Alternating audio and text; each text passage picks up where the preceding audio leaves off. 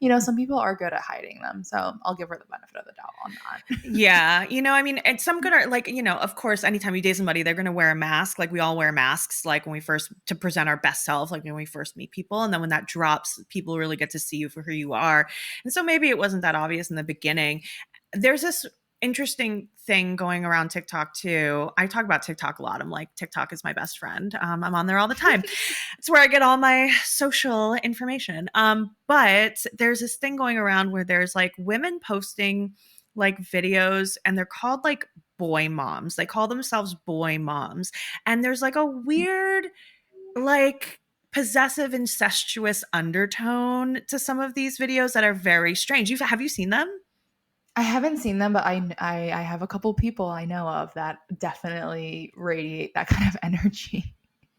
Yeah. Yeah. And I mean, well, these women will post like whenever like I'm gonna like, when like they're holding like a knife and they're like, when my son's first girlfriend comes home, like this is what I'm gonna be like Oh that my kind of a thing. god. Yeah.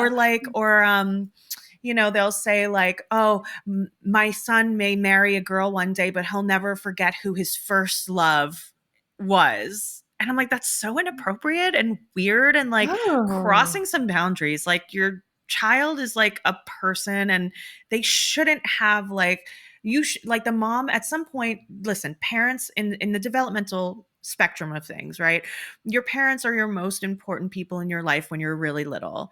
As you grow up, you begin what's called individuation, where when you enter your teen years, you actually are meant to individuate, become your own person. So you kind of separate from your parents, you separate yourself and your identity from your parents. And usually that's kind of the stage where Mhm. we see a lot of like teen angst, right? I hate you, mom. I hate you, dad. Oh, I wish I was never born. Oh my God. Da, da, da. And they don't like want you to drop them off at school because they're embarrassed by you. Like, but all of that is actually healthy development, believe it or not, even though it feels Mhm. awful for the parents, I'm sure. And I'm sure I'll be there one day when Aurelia is bigger. Um, but it actually allows for them psychologically to separate from the parents and create their own identity of who they are.